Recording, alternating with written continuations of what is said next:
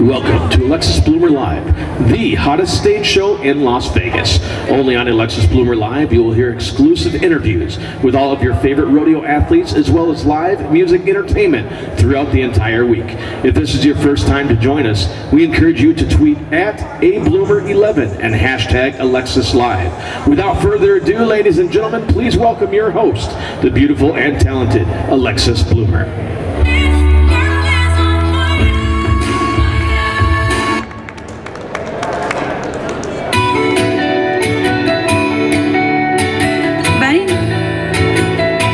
Alexis Bloomer, and it's an honor to have today Francheska from Western Wishes. She's going to be my co-host today. So Francheska, what are you most excited about?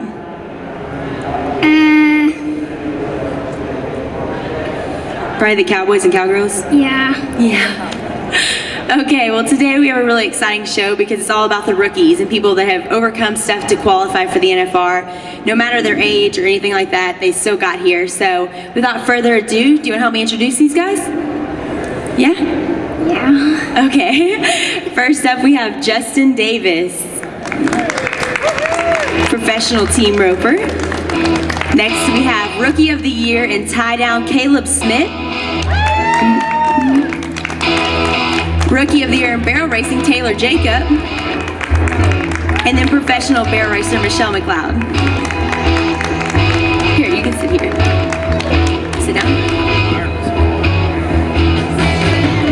Yeah, she's the queen, she gets a throne. Hey, you have a big support group here too. Yes, I do. The whole front row is yours. The whole family. Here, do you want to sit right here by them? No? Okay. Well guys, how's Vegas been so far? Really Sweet. good. Oh, that was a lot of answers at once. It's been fun. What has been your favorite part of Vegas, I should ask? Going to the rodeo? Well, you're competing in the rodeo, so it's even better. Yeah. What about you? We'll start down there. We'll just go down the line. It's awesome. I mean, to get to come out to the NFR is amazing. You know, we work all our lives to be able to get to this point and be able to go rope at the National Finals Rodeo with all these guys that we've looked up to for so long. So we're really pumped. We're having a blast every night. Caleb? It's great, you know. I've only been out here once to watch it, and to actually come out here and compete in that little yellow arena, it's pretty good.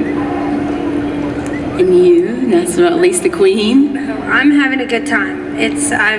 I've wanted to be here for a while, so it's been fun to be here and a great experience. Have you had fun in Vegas? Yeah. What do you like about Vegas?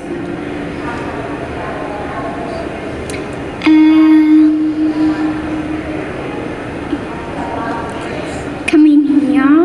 Coming here, okay. Well guys, is there anything that, I guess this year, that you didn't expect to happen besides make the NFR? I mean, like, it's obviously an exciting adventure, but what has been, I guess, the hardest part or most difficult thing to overcome in your rookie year? You know, just to keep your focus and you know, you go through ups and downs throughout the whole year. So, you know, when you're going through the down times, just try to keep your focus and know that, trust your game, and know that you can win. I mean, it is a tough road, and we're on the road all year long. I mean, there was a point where my family and I got on the road in June, and we were on the road for 4 months straight. So it can be tiring, but it's all worth it in the end if you make the NFR. Yeah, I waited a long time to buy my permit and card and graduated from college, and I've been craving this for a long time, so it was a lot of fun to go out there, and I had 2 veterans with me all summer, and they kind of kept it fun and kept me going even when it was hard, and they were real positive. And I just thank Justin and Cade for keeping me going, and they're one of the big reasons why I'm here this year, because if not, it would have been a lot harder this summer to make it when you're not winning. You go weeks without winning, and then next thing you know, you won 10,000 that week. So I'm just thankful that they were there for me to keep me going this summer on my rookie year, and I had a lot of fun. Kayla went to college with me, so I'm a little prejudiced to Sam Houston people. But also, yeah, Bearcats, exactly. So A bunch of Aggies up here. yeah, we do have an Aggie. Next up, we have an Aggie, actually, Taylor. I think the hardest thing to deal with this summer and everything was, like Justin and Caleb said, just going through the ups and downs and being away from home and being away from like everybody you've been around. You know, you just kind of start missing home, and you really miss home when you're not winning. But I think you just have to learn that there's going to be good and there's going to be bad, and you just got to roll with it each day. Who'd you travel with, Taylor? My mom went with me, and I didn't realize how much I was going to drive. Driving stinks. Gosh, you drive so much. Amen. Yeah. What about you, Michele? That's the same for me. I knew we had to go a lot of places, but the miles and the amount of hours in the truck was crazy. And for me being older, I got really stiff and sore sleeping in the truck and all the miles, but it was really, really worth it. How many miles do you guys think you traveled this past summer? If you were to guess. 80,000. 80,000 miles. No, only about 30, 40. Yeah, I did 40. I did about 40. Did your family go with you, Michele? No, I had to leave them at home. It was very hard to leave my daughters and my husband, and they kept everything going at the house, and it made it worth it, but I had to kind of block all that out, and that was the hardest part, is leaving the family. Hey, if you're Michele's daughter, will you stand up real quick? Everybody give them a round of applause. They have been amazing, and they post stuff every night. It's so neat. Caitlin does. She posts what day 3 was like, or what day 4 was like, and she gives details of what her mom did and everything like that. So can you guys break down for us what it's like being a rookie? What, I guess, at the NFR? Tell me about your daily schedule, all the stuff you have to do. Well, I mean, our day basically starts out, I want to eat breakfast with my family, spend a little time with them, because the day just seems to just blow by after that. And basically what we do is go to different sponsors that we have and sign autographs and visit with people, and maybe spend a little time walking around checking out the shops and the vendors, getting to spend some time with them. And then by the time you don't even realize it's 3 o'clock and you got to go get ready and go get your horses ready and get ready to compete. So it really goes by very fast. And everybody said from the beginning, you know, you're gonna come into the first couple days and it's gonna kind of seem slow, and then when the rodeo starts, it's just gonna blow by every single day. It seems like you're back at the rodeo, So it's pretty quick. The rookie year here, like the first night, I had to follow Justin to the arena because I had no idea where to go. And I'm glad, like I said, he was there, because I mean, I had no idea where to go see what calf I have or how to get down there. And the day does blow by because you just sign, and then 2 or 3 o'clock you got to take your wife up there to start getting ready, because it takes her 3 or 4 hours to get ready for the rodeo. So that's when I go rest, and it takes her a good while to get ready. But yeah, it's been fun.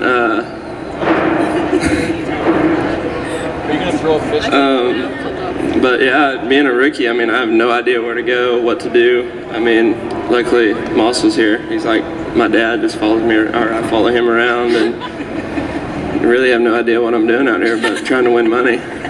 Every day's so confusing, huh? It is. It's really hard on us.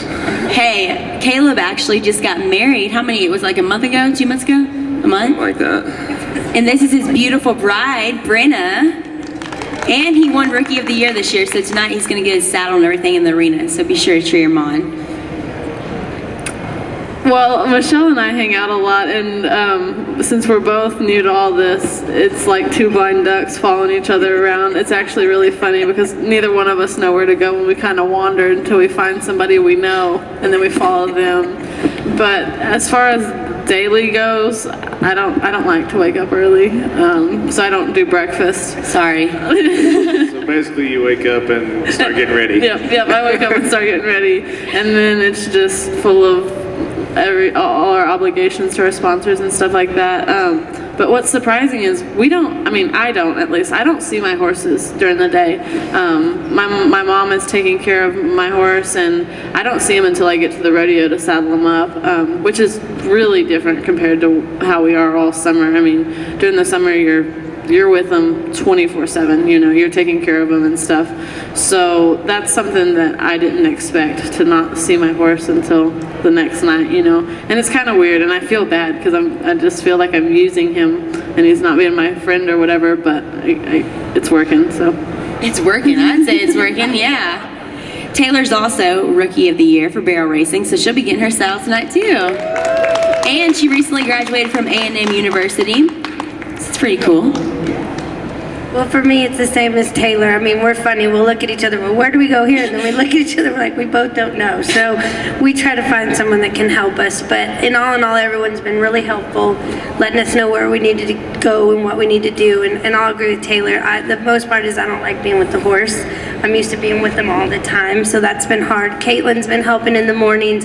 I have John Suttle out there 24/7 with them, so it makes me feel better, but it's hard to be gone all day long and then just show up there and get on, basically. So that's a different aspect to the whole rodeo thing.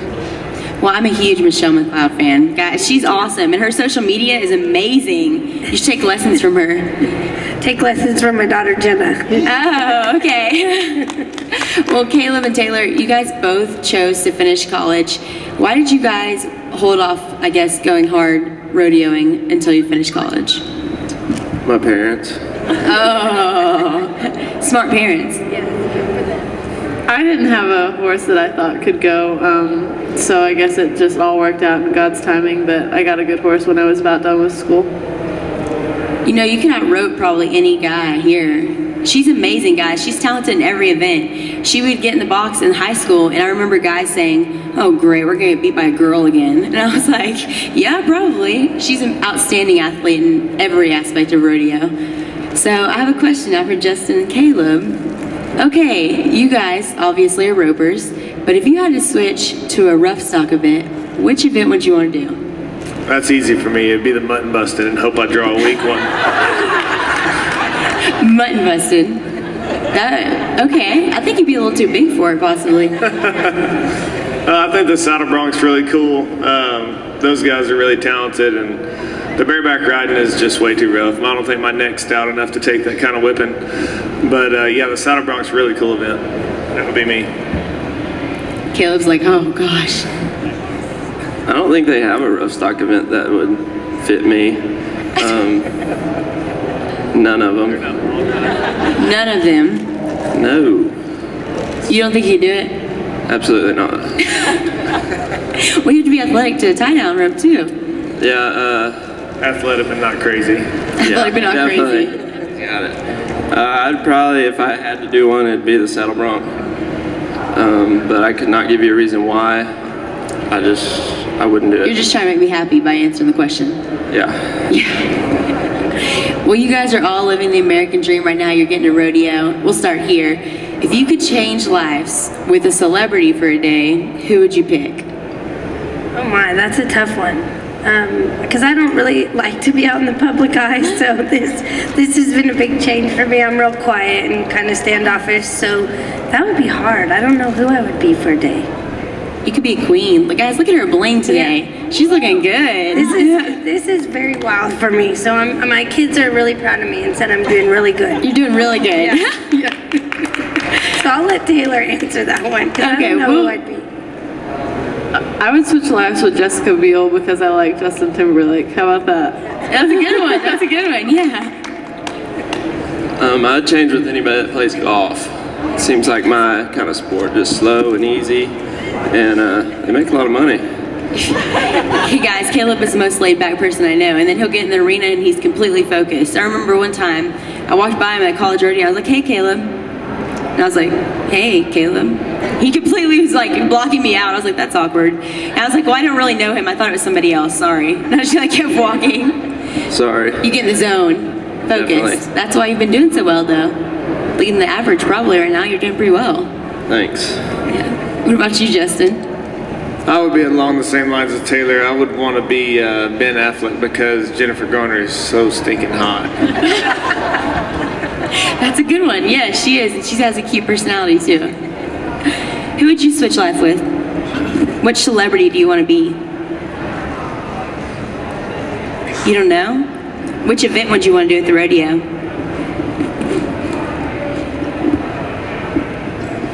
Want to be a barrel racer? Maybe. Maybe. We asked her if she wanted to be a rodeo queen behind stage, and she said, I am, for Halloween. I was like, okay, perfect. That's awesome. What advice would you guys give someone that's wanting to pursue their rookie year? You know, just one of the things for me was to try to get in with somebody that's really experienced, that I can kind of follow around and they could show me the way, because that's probably one of the hardest parts, is when you get your foot in the door and you go out there and you're trying to figure out what it takes to win and how to win, and what, you know, whether you need to go at one rodeo or just try to make smooth runs. I would say that would be the main thing for me, is to find that person that you could just be mentored by. Did you enter yourself? Did you enter? Absolutely not. Absolutely not. Martin Lucero, he's the king of entering, and he's been my mentor since I started rodeoing. So yeah, no, I did not enter. Taylor, did you enter? Yeah, I think that was the hardest thing, but like Justin said, you have to find somebody that you can trust and that can help you, because I did enter myself, and that was by far the hardest thing to do, because you don't know. I didn't know what state I was in half the time. You know, you're like, where's Oakley? You know, what state? You know, so I thought that was the hardest thing. But I found a few people that I knew had been out there, and I would call them and say, hey, how do you do this, you know? But then you have to find trades if you don't get what you want and stuff like that. So I think the biggest part is trying to find somebody that you trust to enter you, or to help you enter, or to tell you, hey, you know, you need this perf here because the ground is better here, you know? And I think that kind of goes along with the guys in the rope, and like they know where they need to just go catch, and they know where they need to go fast, you know? And you don't, as a rookie, you don't know that. So that's something that you have to find somebody that you can trust with your horse and you, to tell you where to go and when to be there. I totally agree with that. I was fortunate enough to have Ann Thompson enter me, and I truly believe, I don't think I'd be sitting here today without her entering us, because we were playing major catch-up, and I didn't start going till May. So I was all over the country, from Canada back to the United States, not knowing where I was going. I would just see an email and head that way. So I think that's a huge talent, and it makes a big difference, which going into this, my rookie year, I had no idea. So it was like, we laughed, it was the blind leading the blind between the owners of the horse and me, and we finally just said, we're going wherever you tell us to go, and it worked out for us. But and the other thing is, I agree, you need to be able to have someone that can mentor you, or be able to let you vent on them when you have the bad days, and be able to build from that and not carry it on. Because once you have that bad run, as soon as you walk out of there, you need to leave it and go on to the next run. And that's a little hard to do sometimes, and you're gonna have way bad days and way good days, and the way bad days can really bring you down if you let it, and you need to not let it. That's a really good point, especially being here and going to the Thomas and Mack for the first time. I imagine all y'all's nerves were going crazy. I can't even imagine being in front of 17,000 people. But you're doing what you love, so it makes it easier. But did y'all guys, was there pressure? Were you really nervous when you went in? You know, surprising, I've never been the nervous type, so I thought, you know, a lot of guys were saying, man, you're gonna be like wanting to throw up before you ride in the box first time. And that night, I was kind of expecting to have some nerves, and I didn't. You know, I don't know how to explain it, but I've always been kind of a laid-back guy, and obviously this guy next to me is a lot more laid-back than I am. But, you know, it really didn't affect me much, just trying to keep my focus on the run that I want to make, and that's where I stayed at. Good, because you're my fantasy pick. What about you, Caleb? Is it my turn now? They skipped me last time. I didn't know if y'all didn't want me to talk anymore or what. Don't talk anymore. Yeah, the first night wasn't really all that bad. The second night, I was actually more nervous than the first night, because I actually did good the first night, and I just felt like, I don't know, I got nervous once I did good, but it's not near as bad as I thought it would be, you know. Walking in there, and when we walk up to the box and watching the score, like the first couple guys, you just look up, and I mean, there's just lots of people looking right at you, and I wasn't near as nervous as I thought I'd be. Another good thing, he's my fantasy pick too, so that's perfect. What about you, Taylor? Like Justin said, I think everybody builds it up like you're supposed to have this just huge emotional reaction, and then I'm with him. Like, I was nervous before I got there. Before I got there, I was a nervous wreck. But once I got there, and it was the same horse I've been riding all year, and kind of just the same routine I've been doing all year, I didn't think I was nervous. I didn't ride so good, so maybe I was. But I wasn't as nervous as I thought I would be. But I don't know. I mean, it's just another run. It's what you've been doing all year to get here, so. And that's kind of the mindset I went in with. Was it was just I had 10 one-headers, you know, so I was going to go at it every time. I agree with that. I think the summer prepares you for this. When we were hauling around, going from day to day to day, you were almost making 10 runs in a row anyways. So I base it on that. I thought I'd be a little bit more nervous the first go. Then I think the trainer came out of me and I was a little bit too relaxed and a little bit wanting to make it too perfect. So I have to adjust myself sometimes because I think I ride too much as a trainer than as an actual go-around winner type deal. So I have to kind of work on that every night on myself because the actual trainer comes out too much. So I work on that daily, but it's been a great experience and a lot of fun. We have 10 rounds too, that's what's good. So every night you can get better and better at it. Yep. Well, Taylor, okay, I hate to bring this up, but the first 2 nights you hit barrels and I was like, what is going on? And then what happened? It's like it just came back, and then do you think it was just the first time nerves getting over it and just having the feeling of the arena and everything? Honestly, the first 2 nights I rode like crap. I just didn't ride good. My horse was working and I was just sitting up there. So the next 2 nights I felt like I actually rode a little better and looked like I knew what I was doing. So I think that was the difference. My horse has been trying to work the whole time, but I just did better. Now you just kick butt. I try to. Can you tell us a story about your gold buckles or your buckles and winning them on the rounds? It's really cool. I mean, it's by far the best experience thus far. You go into South Point and get to bring your family and friends and really everybody that's helped you get to that point. I really enjoyed that because I think sometimes people don't see all the people behind the scenes. So getting to bring them up there and just show everybody, hey, this is why I'm here, it really meant a lot to me.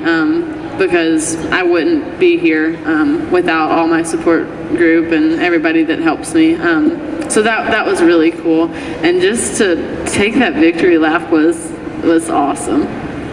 And then you won for your grandma, right? Yeah, the third round was my granny's birthday, and I called her that morning to tell her happy birthday and everything, and she told me, she goes, you know what I want? I want a clean run. And I'm like, okay, you know, I'm gonna try. And so I actually made a clean run and won the round, so she was pumped. She was like, oh, that's so great. And my grandpa's birthday is coming up also, her husband, and so he called me and told me he wants the same thing, so.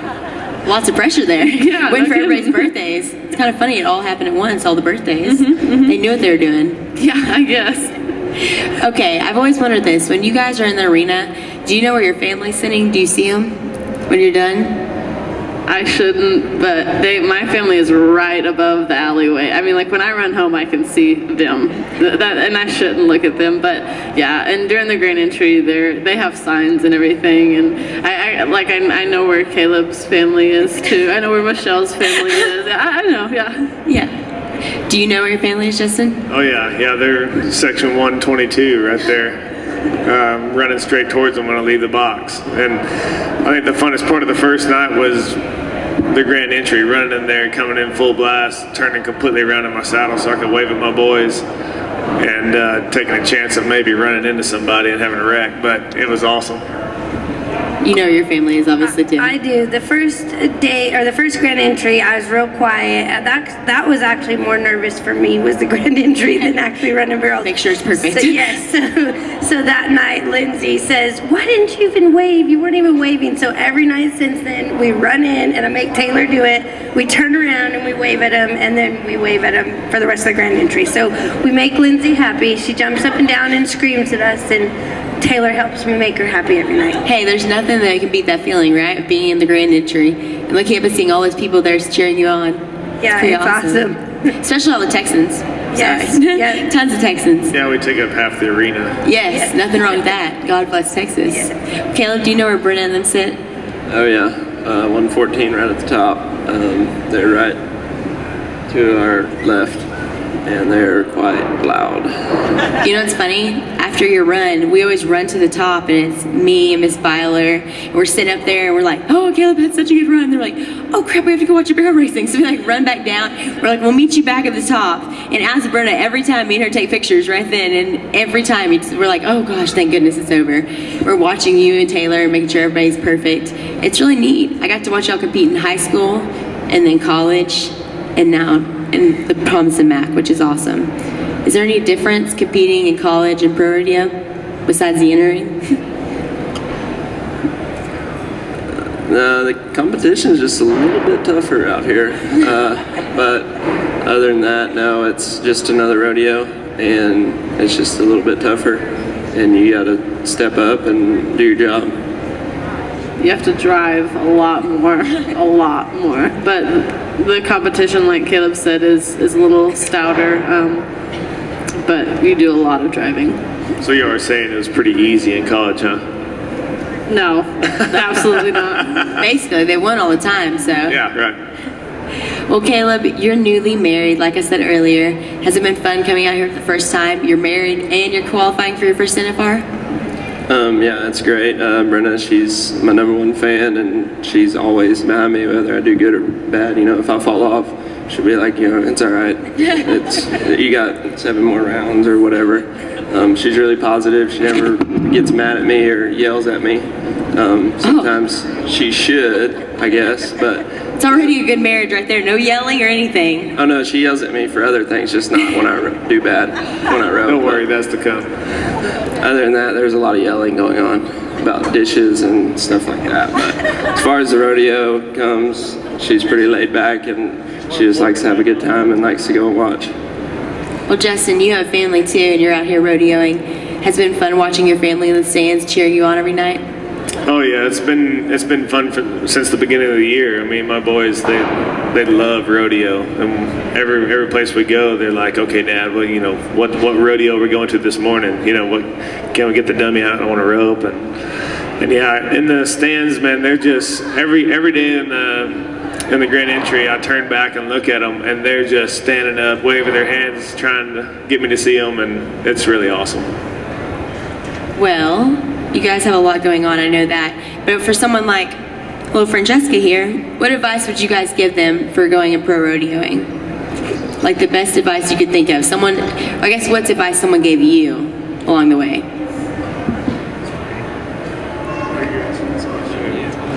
I'll answer it.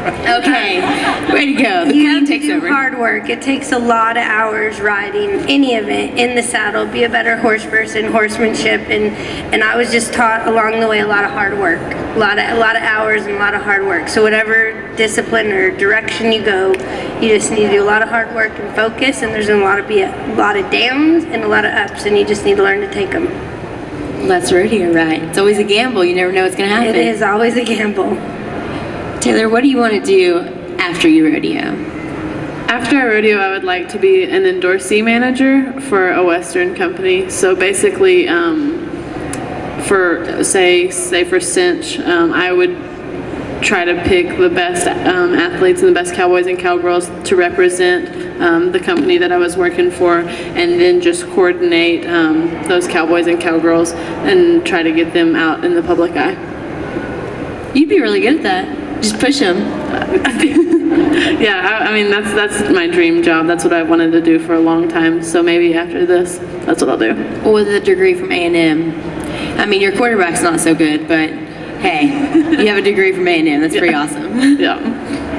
And you already have a company, so how are you managing owning branches of Loan Depot and doing this?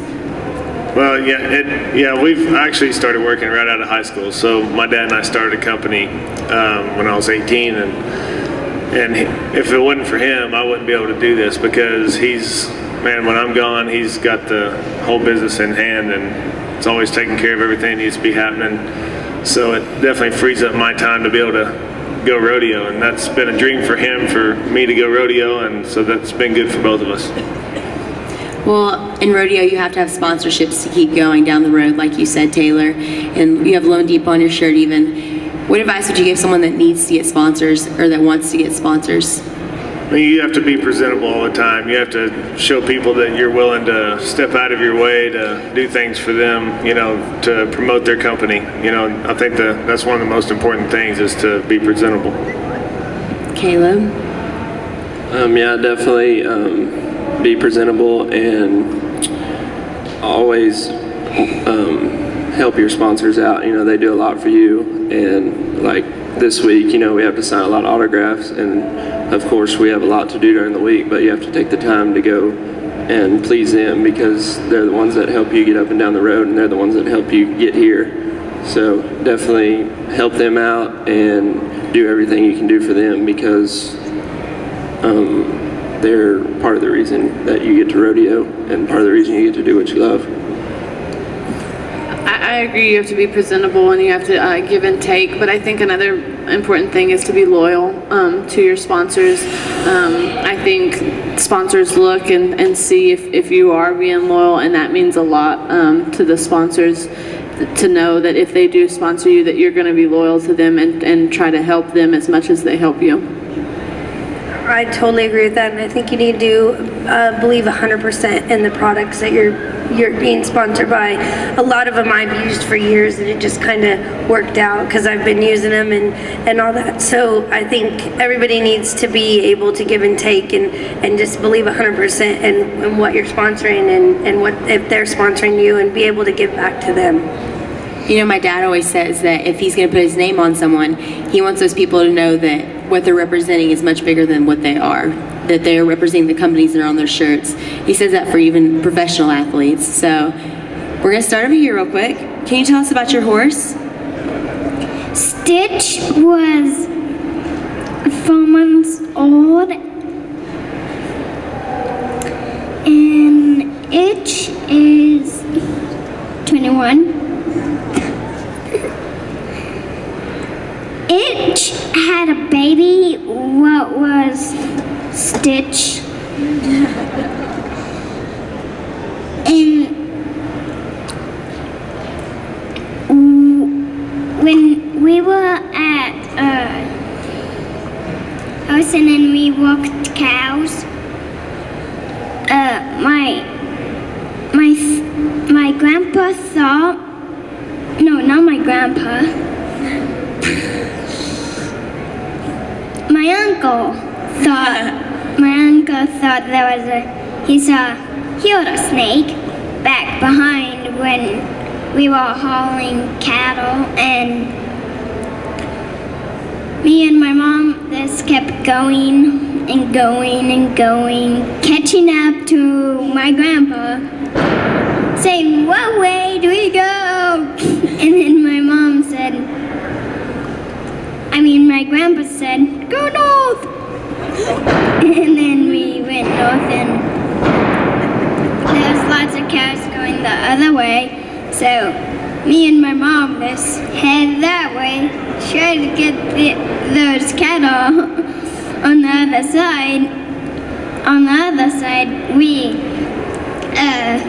went over there, we chased back in the group, and then another cows was coming out of the group into the other way, and I said, "Mom, go that way!"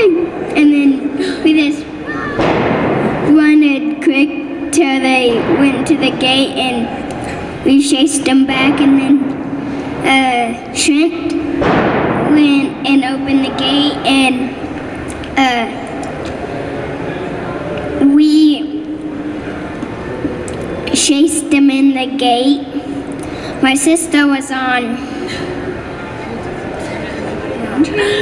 Moonshine. Moonshine. I like the name. My mom and I was on Headlight. My mom was on Headlight, I was on Itch, and Stitch this stayed at home. This is the baby, right? Yeah, he was 1 year old. So we couldn't take him. We had to leave him at the house to stay there and went around. But I think my sister will Moonshine. You have a lot of horses. Moonshine, Itch, Stitch, Highlight. And Highlight. Hey, I have an idea. What are they horses like? She said, what are your horses like you're riding? My horse is Woody. He's a 16-year-old sorrel horse that I bought from Matt McKinney. He's an amazing horse. He makes my job really easy. He's probably one of the, I would say, the best horse I've ever had. My horse, Butter, is 16, and I bought him this summer, and he's really solid. He stays out of my way, and he helps me win, and he lets me do my job, and he just focuses on his and pretty much just stays out of my way. Stays out of your way. Bo is a 8-year-old buckskin, and he's really great. He makes, when I ride, he makes my job really easy. But I got him this February will be 2 years, so we're really kind of getting to know each other really good, and hopefully we'll get even better. I'm lucky enough to have two really nice young horses. The one I've been riding so far is Slick by Design, and he's a 6-year-old stallion. Then I also have a 5-year-old mare, Kelly's Chick, and she's really nice as well. And I've been fortunate that they're both being so young that they were able to handle what we put on them this year, and they're doing great. So we look forward to next year and see what we can get done there as well. And for the end of the finals, I mean, I may have Sky do a debut just to see what she does in the Thomas and Mack, so we'll see how the weekend's up. Well, I think y'all are all going to have a great rest of the finals. Do you have anything you want to say to him? Headlight is kind of grandpa of Stitch and Itch and Moonshine because he follows everyone.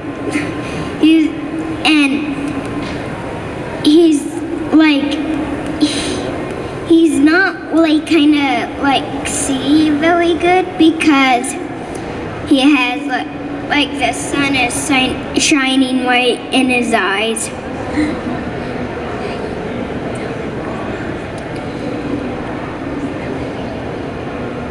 Good luck. Thank you. Thank you. Well, thank you guys so much for coming on. Can we give them a round of applause? And my awesome co-host for the day, Francheska. You did so good. And you can go cheer them on tomorrow night, right? Yeah. Yeah. Okay, well, thank you guys so much. Appreciate it. Thank you, Alexis. Thank you. Thank you. Thanks.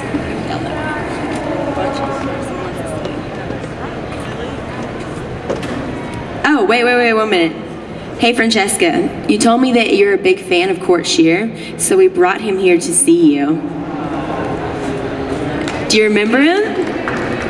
Cheyenne, how you been? Here, you want to take it from me? Okay, go out there and show me your toys. Thank you guys so much. I really appreciate it. It was a good show, and all these rookies deserve a big round of applause, and their families do too for supporting them throughout all this. And I hope to see you guys all back tomorrow. Thank y'all.